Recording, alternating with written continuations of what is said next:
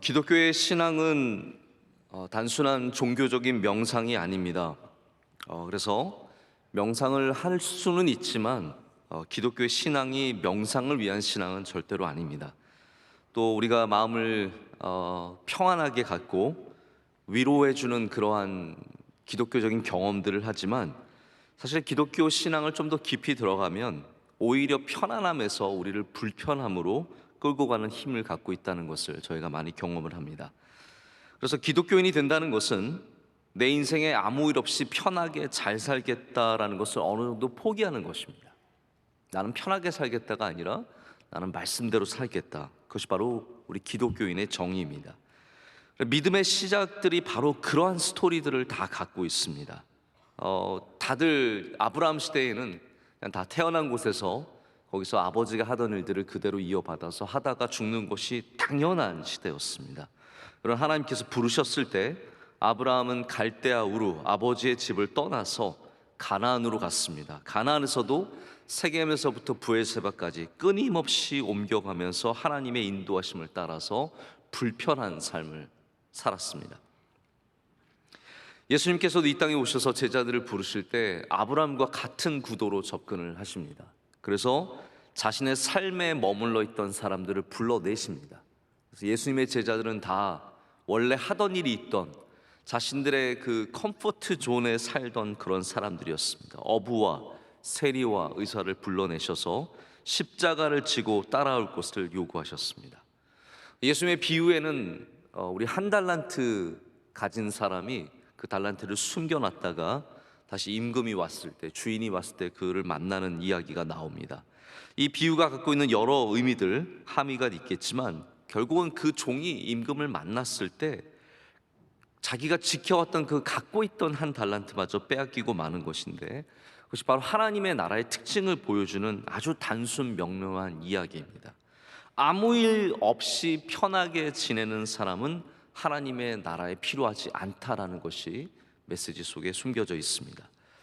오늘 말씀은 유다의 왕 중에 가장 훌륭했던 왕, 여기 왕의 순위를 매길 수 없지만 우리가 대통령을 이야기할 때도 훌륭한 대통령 얘기하지 않습니까?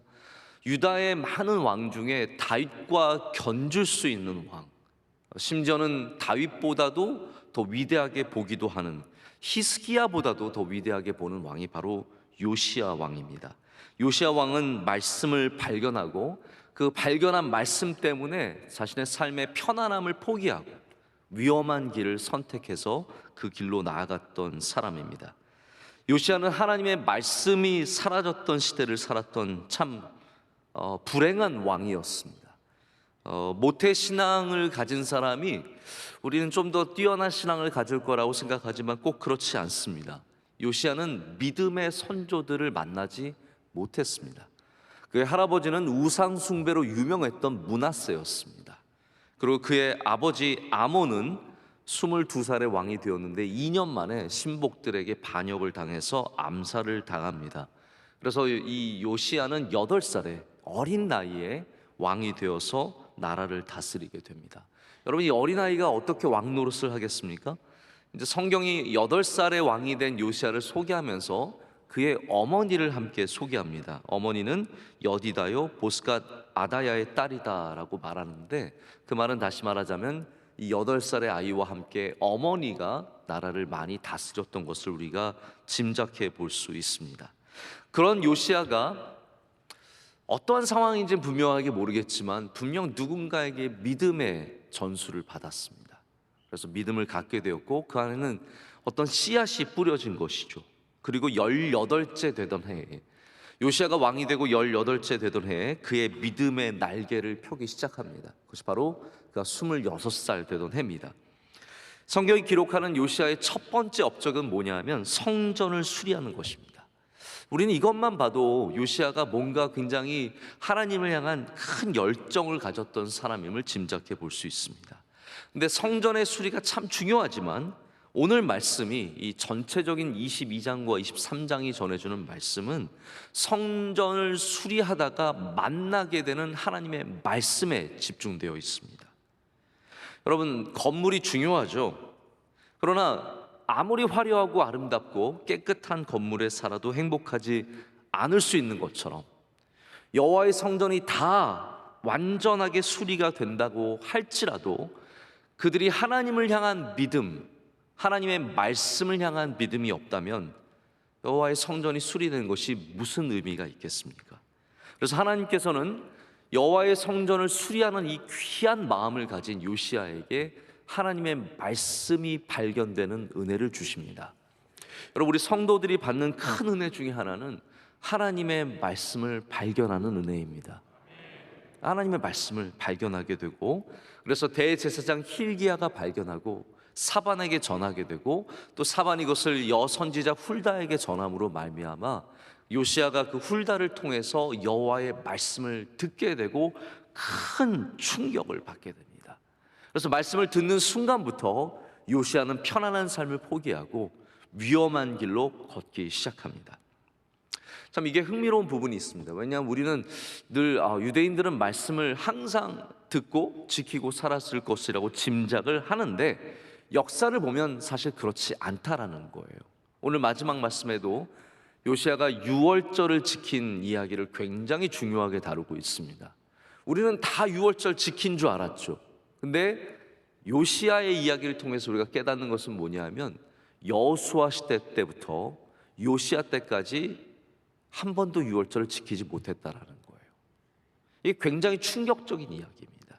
하나님의 말씀을 굉장히 잘 지키며 살았을 것 같지만 사실은 하나님의 말씀을 잃어버리고 산 시대가 너무 길었다라는 거죠. 그래서 우리는 명확하게는 알지는 못하지만 수백 년간, 수십 년간 긴 세월 동안 하나님의 말씀을 잃어버리고 살았다는 거예요. 어쩌면 그들은 그냥 성전에 왔다 갔다 하는 것으로만 믿음을 지키고 제사를 드리는 것만으로도 만족하며 살았을지 모르겠습니다. 말씀이 없었다라는 거예요. 하나님의 말씀을 잃어버렸던 시대였습니다. 오늘 우리가 살아가는 이 시대는 여러모로 하나님의 말씀이 풍성한 시대입니다. 그래서 우리가 조금만 노력만 하면 하나님의 말씀을 얼마든지 듣고 읽고, 또 우리가 깊이 들어갈 수 있는 자료들이, 정보들이 얼마나 많은지 모릅니다. 하지만 정보가 많아도 우리가 그 말씀을 누르지 않으면, 그 말씀을 읽지 않는다면 우린 요시야의 시대와 다를 바가 전혀 없습니다. 말씀이 없는 시대와 말씀을 읽지 않는 시대는 똑같은 시대입니다. 우리가 말씀을 읽어야 하는 이유는 요시야의 은혜를 누리기 위해서입니다. 말씀을 만난 사람들이 누리는 그 은혜를 누리기 위해서입니다. 근데 말씀의 발견이 또 하나 이면을 갖고 있는데, 그것이 바로 위험성이죠. 여러분들은 위험한 도전들을 좋아하시는지 잘 모르겠습니다. 저는 위험한 걸 별로 좋아하지 않습니다. 제가 대학교 때 스쿠버 다이빙을 상급자까지 하게 되었는데, 저는 그게 굉장히 위험한 스포츠인 줄 알았어요. 그랬더니 저희 교관이 늘 그런 강조를 하는 거예요. 스쿠버 다이빙의 위험성은 볼링과 같다. 그럼 볼링하다가 다치시는 분 많지는 않잖아요. 가끔 있죠. 스쿠버 다이빙이 생각보다 위험하지 않다라고 해서 제가 배웠지, 안 그랬으면 위험한 스포츠는 저는 안 합니다. 제가 가장 이해를 못하는 스포츠가 막 비행기에서 뛰어내리는 이런 정신 나간 사람들. 저는 그런 거 왜 하는지 잘 모르겠어요. 정신 나갔다고 해서 죄송합니다. 정신은 나갔지 않았지만 좀 이상한 사람들이에요. 이런 위험한 스포츠를 하는, 저는 잘 모르겠습니다. 그러나 우리가 말씀 안에 거하다 보면 우리 하나님의 말씀이 주시는 위험한 길로 걸어가야 할 때가 있습니다. 제가 몇 년 전에, 저는 위험한 거 별로 좋아하지 않지만 아마존의 정글로 30년도 넘은 경비행기를 타고, 털털거리는 그 경비행기를 타고 들어간 것은 그냥 괜찮아서가 아니라 그것이 하나님께서 저에게 주신 일이었기 때문입니다. 지금도 수없이 많은 위험한 일들을 감당할 수 있는 것은 우리가 다 하나님을 만났기 때문이 아니겠습니까?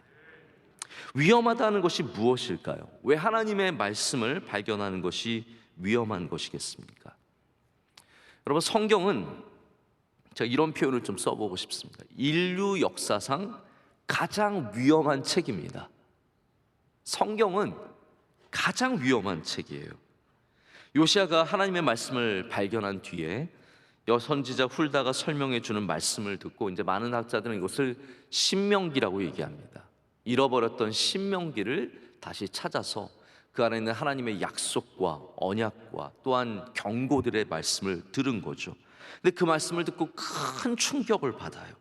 이스라엘이 하나님 앞에 너무 많은 죄를 지었다는 것과 이제는 하나님의 심판이 멀지 않았다는 것을 알고 요시야가 옷을 찢고 통곡을 하며 변화를 구합니다. 그래서 지금까지 해놨던 풀스케일의 우상 척결 작전을 펼치게 되죠. 오늘 24절에는 아주 간략하게 그 우상들을 없앤 이야기가 등장을 합니다. 근데 이것을 22장과 23장의 내용으로 보면 아주 다양하고 세밀하고 그리고 깊숙이 모든 우상들을 완전히 싸그리 몽땅 없애는 이야기가 나옵니다. 우리가 잘 아는 바알과 아세라, 바알은 부수고 아세라는 빻는다고 하죠. 불태우고, 이게 나무로 만들어졌기 때문에, 아세라상은 다 나무로 만들어져 있기 때문에 이 없애는 기술이 달라요. 근데 그 정도에서 끝나지 않습니다. 하나님이 그토록 미워하셨던 바로 몰렉의 제사장, 몰렉의 제사터, 이 도벳을 없애고 할아버지 므낫세가 세운 우상들을 빻아내려서 기드론 시냇가에 흘러보내고 누구보다 아무도 못했던 산당을 없애는 일을 이 요시야가 해냅니다. 이거는 말도 안 되는 일이에요. 가나안 사람들이 세워놨던 그 이상 우상들을 다 받아들였어. 이스라엘은 수없는 우상들이 모든 곳에 있었는데 이것을 싹 다 없앱니다. 할렐루야. 말로 할 수 없을 정도로 깨끗하게 다 정리를 합니다. 모든 왕들이 실패했던 종교 개혁을 오직 요시야만 가능하게 합니다. 이것이 어떻게 시작이 되었습니까? 말씀을 발견했기 때문에, 말씀을 발견했기 때문에 그 나라의 위대한 변화와 아무도 못했던 그런 일들을 감당하게 됩니다. 이것이 제가 말씀드리는 위엄의 모습입니다. 근데 여러분, 우리나라 기독교 역사에도 이런 일들이 있었습니다. 할아버지가 부흥에 참석하고 나서 집에 와서 은혜 받고 오셔서 모든 제사 물품 다 없애는 거예요. 이게 은혜 받으면, 하나님의 말씀을 만나게 되면 일어나는 일들이었습니다. 예수님 믿은 양반이 첩들을 청산하고 그들에게 길을 열어주고 본가로 돌아와서 가정을 올바로 세운 이야기를 들은 적이 있습니다. 성령 받은 사람이 집에 와서 모든 노름들 관련된 거 싹 다 불태우고 술독을 깨뜨리는 이야기들을 우리가 다 들은 적이 있습니다. 여러분, 왜 요즘은 그런 위험한 일들이 별로 없을까요? 우리가 말씀을 너무 안전하게만 읽기 때문입니다. 너무 편하게만 읽기 때문입니다. 말씀을 통해서 충격을 받지 않기 때문입니다. 말씀을 위험하게 읽는 사람이 너무 적어지고 있습니다.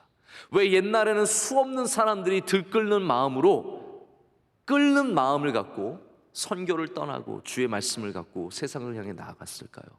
말씀을 위험하게 읽었기 때문입니다. 그런데 지금은 어려운 이야기는 이거는 나를 향한 이야기는 아니야, 그냥 남에게 토스해버리고 패스해버리고 나에게 편한 말씀만, 안전한 말씀만 읽게 되는 것이죠. 우리 반공시대를 살아온 어른들은 불온 서적에 대한 기억들이 다 있으실 거예요. 옛날에는 다 그런 게 존재했습니다. 이거 읽으면 안 된다고, 이거 공산주의와 관련된 책들은 읽으면 안 된다고, 혁명과 관련된 책들, 어떻게 보면 국민들의 정신을 깨울 수 있는 그런 책들은 다 못 읽게 했던 시대들이 있습니다. 우리 기독교인들도 불온 서적에 대한 경계심을 갖고 있습니다. 우리 신앙을 해칠 수 있는 책들, 예를 들면은 다윈의 종의 기원 같은 책들, 어떻게 보면 세상의 과학과 창조론을 대립하게 되는 이런 책들은 우리가 가능하면 못 읽게 했죠. 근데 저는 불온 서적 읽는다고 해서 우리가 그렇게 확 변하거나 거기로 확 빠져드는 건 아니라고 생각을 해요. 사실 불온 서적보다 더 위험한 책이 성경책이에요. 성경책 잘못 읽으면 인생 완전 바뀝니다. 할렐루야. 두려우시죠? 여러분의 자녀가 만약 성경 제대로 읽고 성경에서 말씀하시는 대로 살기 시작하면은 어쩌면 여러분이 원하는 길로 안 갈 수도 있어요. 그래서 우리는 아이들이 적당히 믿기를 원합니다. 내가 사랑하는 사람은 적당하게 신앙생활하기를 원하는 거죠. 하나님의 말씀은 사실 우리를 굉장히 위험한 곳으로 초청을 하고 있습니다. 우리 모두는 하나님의 말씀이 아니었다면 어쩌면 평범한 삶을 살아갔겠지만 하나님의 말씀을 만나고 났기 때문에 지금 위험한 길들을 걷게 된 것이죠. 이런 것이 바로 전환점입니다. 오늘 말씀은 이스라엘 역사에 큰 전환점이 있는 지점입니다. 우리 삶에도 많은 전환점이 있죠. 어떤 사람은 만남을 통해서 전환점을 갖고 어떤 사람은 장소를 통해서 전환점을 갖습니다. 초대교회를 핍박하던 사울에게 예수님께서 다메섹 도상에 나타나셔서 예수님 만난 그것이 사울에게 큰 전환점이 되어 그는 바울이 되었습니다. 요시야에게는 이 성전에서 발견한 하나님의 말씀을 만나게 된 것이 일생의 가장 큰 변화를 경험하게 된 일입니다. 하지만 제가 오늘 제목에서 말씀드린 것처럼 하나님의 말씀을 만나는 일이 요시야를 더 편하게 하고 더 쉽게 왕이 되도록 만들어준 것이 아니라 오히려 요시야가 하나님의 말씀을 만남으로 인해서 큰 변화의 소용돌이 속으로 온 나라가 휩쓸려 들어간 것을 오늘 말씀을 통해서 보게 됩니다. 꼭 이렇게 해야 되는가? 그냥 하나님 말씀 믿는다는 것이, 하나님을 믿는다는 것이 우리가 그냥 다 잘 살고 편안하게 살고 좀 더 좋은 삶을 누리려고 하는 것이 아니냐. 좋은 이야기 듣고 오늘 가서 목사님 좋은 이야기 듣자, 그냥 교회 가서 그냥 마음의 감동 느끼고 편안함을 받고 돌아오자, 그냥 잘 살면 되는 거 아닌가라고 생각할 수 있겠지만 여러분, 제가 감히 말씀드리자면 안전하게 사시려면 성경책 읽으면 안 됩니다. 편안하게 살려면 성경책 절대로 읽으시면 안 됩니다. 그러나 하나님의 말씀을 순종하려면 우리는 말씀을 읽어야 합니다. 그래서 오늘 나오는 요시야처럼 하나님의 말씀대로 살아가려고 작정하는 순간 우리는 굉장히 위험한 책장을 열게 되는 것입니다. 이 말씀은 우리로 편한 길을 걷지 못하게 하고 남들이 환호한 길로 가지 못하게 하고 반대로 진리의 길을 걷게 하며 우리로 하여금 수많은 위험과 환난과 고난 속으로 들어가게 합니다. 근데 여러분, 계속 이 말씀 보시겠습니까? 정말 보시겠습니까? 이 말씀 계속 들으시겠습니까? 얼마나 위험한 일입니까? C.S. 루이스가 쓴 나니아 연대기 첫 책이 사자, 마녀 그리고 옷장이라는 제목의 책입니다. 이게 동화 같은 소설인데 이 안에는 기독교 세계관이 숨겨져 있습니다. 그래서 이들이 펼치는 모험의 이야기가 바로 예수님께서 세상을 구원하시는 이야기와 맞닿아 있는 굉장히 신비한 이야기입니다. 여기는 이제 수잔이라고 하는 어린아이가 나와요. 그 아이가 미스터 비버에게 가서 사자 아슬란, 여기 아슬란이라는 이름을 갖고 있는 사자가 등장하는데 예수님이에요. 예수님을 상징하는 그러한 존재입니다. 이 사자가 어떤 존재인지에 대해서 이 미스터 비버에게 묻습니다. 수잔이 이렇게 묻죠. 아슬란은 안전하죠? 제가 사자를 만나는 게 좀 두려워요. 그렇게 얘기했더니 미스터 비버가 이렇게 대답을 합니다. 안전하다고? 누가 안전하다고 했니? 아슬란은 안전하지 않아. 하지만 아슬란은 선하시지. 아슬란은 왕이시라고. 이렇게 얘기하는 부분이 나옵니다. 여러분, 예수님은 선하신 분이세요. 할렐루야. 예수님은 참 선하신 분이시고 예수님은 우리의 왕이십니다. 하지만 예수님은 절대로 안전하지 않으세요. 예수님 곁으로 가는 것은 두려운 일입니다. 예수님 곁으로 가는 것은 안전을 포기하는 것입니다. 하나님의 말씀을 붙잡는 것은 안전을 포기하고 선하신 하나님의 인도하심을 받는 일입니다. 선하다는 말이 안전하다는 말은 절대로 아니라는 거예요. 우리가 믿음의 위험의 고난 속으로 들어가야 하는 것이 바로 하나님의 말씀을 읽는 사람들의 각오입니다. 여러분, 위험이라는 것이 무엇일까요? 위험은 사고가 아닙니다. 이제 사고는 뭐냐면 모르고 만나는 일이 사고예요. 자, 그래서 성도들은 믿음으로 사고를 만나지 않습니다. 우리는 각오를 하고 들어온 거예요. 우리는 다 이것이 어려운 일인 줄 알고 각오를 하고 들어왔기 때문에 사고를 만나는 것이 아니라 위험한 것을 무릅쓰는 겁니다. 그것이 신앙이겠죠. 조선에 와서 복음을 전하는 선교사들이 사고를 만난 게 아니라 위협을 무릅쓴 겁니다. 나완자촌으로 소록도로 들어간 수많은 수녀들과 수많은 선교사님들이 그들이 사고를 만나서 병을 얻은 것이 아니라 다 위험을 무릅쓰고 그곳에 들어가서 죽을 줄 알고 들어가서 거기에서 위험을 만나게 된 겁니다. 근데 여러분, 신앙이라는 게 무엇입니까? 하나님의 말씀을 만나면 성령께서 우리와 함께 하시면 우리는 어떠한 마음을 갖게 되냐면 그렇게 살지 않고는 안 되게 되는 거죠. 그래서 오늘 우리가 예배를 지키는 것은 예배를 지키지 않고서는 안 되기 때문에 위험을 무릅쓰고 어려움을 무릅쓰고, 그래서 우리가 이렇게 하나님 앞에 서 있지 않습니까? 요시야는 하나님의 말씀을 듣고 나서 성경에 뭐라고 표현이 되어 있냐면요, 마음이 부드러워졌다라고 표현을 하고 있어요. 이게 성령께서 임하신 거죠. 여선지자 훌다가 하나님의 말씀을 해석해 줍니다. 이거 지금 하나님 말씀 우리가 듣지 않았기 때문에 이스라엘이 큰 위험에 처했다, 우리는 지금 징벌을 받아야 하는 그런 상황이다라고 했을 때 요시야의 마음이 부드러워지면서 지금까지 모든 행해했던 수많은 악의 모습들, 이 우상들, 모든 도시마다, 모든 마을마다, 모든 집마다 갖고 있는 이 우상들을 완전히 척결하기로 작정을 하고 오랫동안 멈추어 있었던 유월절을 지키게 됩니다. 사실 오늘 말씀은 22장과 23장을 전체를 다 읽어야 돼요. 오히려 또 역대하에 가면 이 말씀을 굉장히 집중적으로 다룹니다. 그래서 이 이야기가 풍성하게 나오는데 요시야의 종교개혁의 하이라이트는 산당의 제거와 유월절의 재건입니다.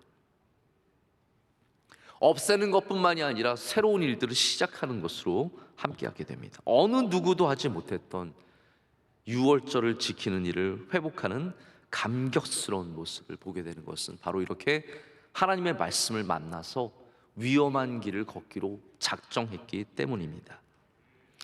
오늘 저녁에 저희 교회는 오랜만에 부흥회를 갔습니다. 우리가 부흥회라는 표현을 쓰진 않지만 부흥회를 갔습니다. 오늘 말씀을 전하시는 이용규 선교사님은 벌써 한참 전이죠. 예전에 내려놓음이라는 책을 쓰셔서 정말로 많은 그리스도인들에게 선한 영향력을 끼치셨던 분입니다.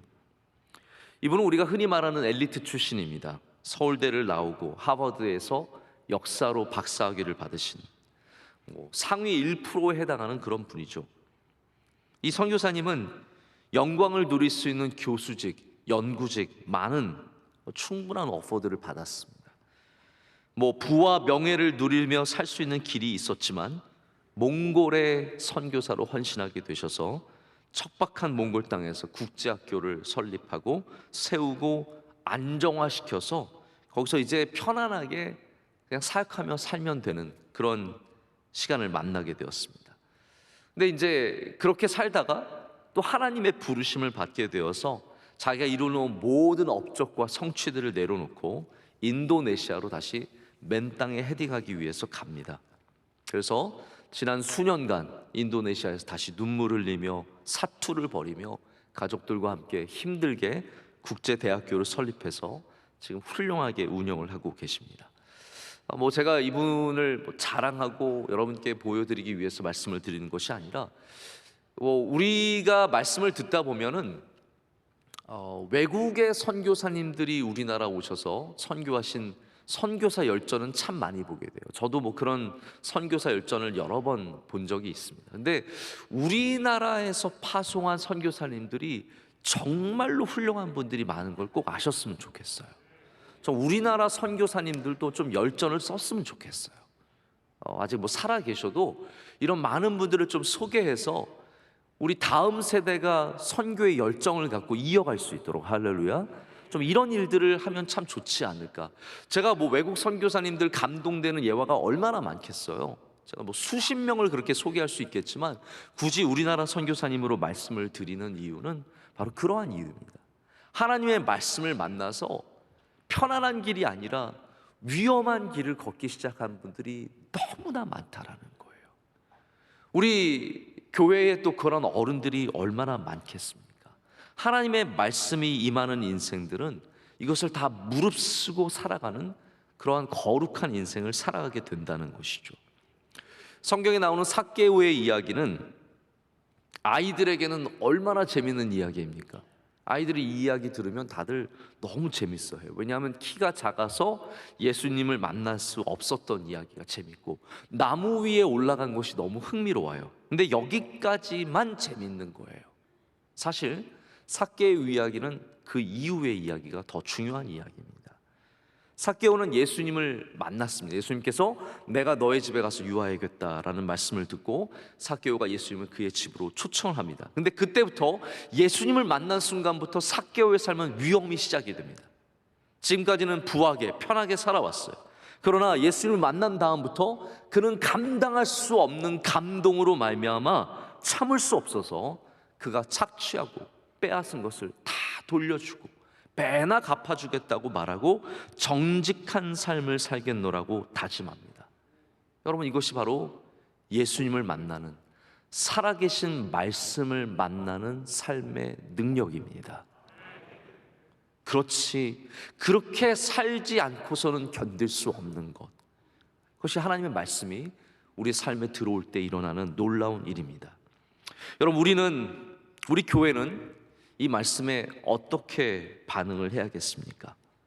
하나님의 말씀을 받은 우리들이, 하나님의 말씀을 읽는 우리들이 이제 어떻게 이 말씀에 반응해야겠습니까?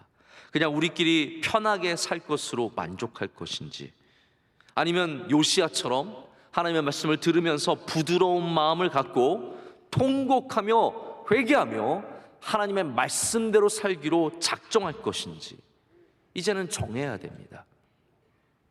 기득권을 내려놓고 편하게 살아가려는 욕심을 내려놓고 우리 교회가 더욱더 나눠주고 함께 성장하기 위해서 몸부림치는 저는 위험한 교회가 되기를 원합니다.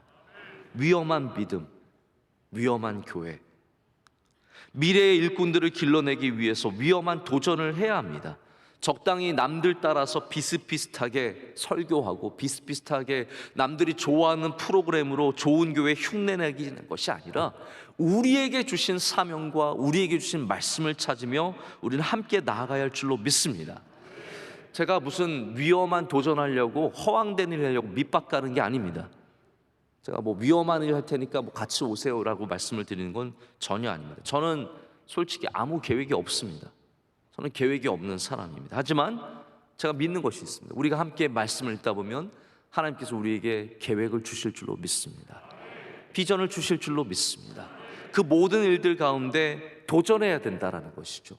편하게만 살아가는 것이 아니라 우리의 것을 포기하면서 요시야처럼 담대하게 나갈 수 있어야 된다라는 거죠. 그것이 믿음 있는 사람들의 믿음 있는 공동체가 해야 되는 일입니다. 말씀을 맺습니다.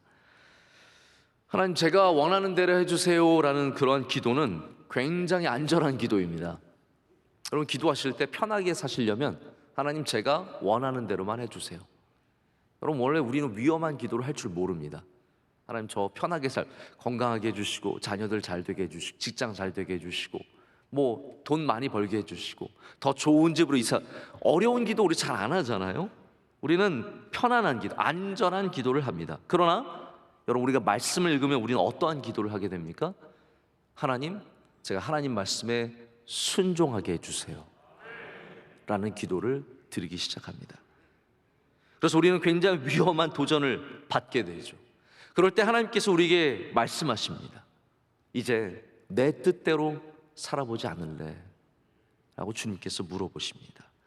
내 뜻대로, 하나님의 말씀대로, 하나님의 감동대로 살아보지 않을래라고 우리에게 말씀하실 때 우리는 그 말씀을 듣고 주님의 뜻대로 살아가는 주님의 백성들이 되기를 간절히 소망합니다. 기도하시겠습니다. 하나님 아버지, 감사합니다. 오늘 우리에게 거룩하신 주님의 말씀을 주시니 감사합니다. 하나님, 우리는 우리의 생각대로, 우리의 뜻대로 살아왔던 적이 너무나 많습니다.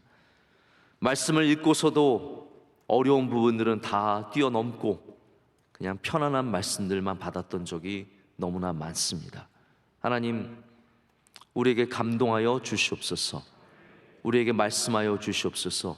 요시아의 때처럼 말씀을 잃어버린 세대가 아니라 말씀을 회복하는 시대가 되어서 하나님의 말씀을 받고 그 위험한 발견으로 발걸음을 내딛게 하여 주시옵소서. 믿음의 도약을 하는 사람들마다 하나님의 길을 만나게 될 줄로 믿습니다.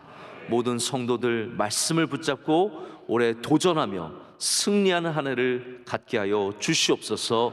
예수님의 이름으로 기도드립니다. 아멘.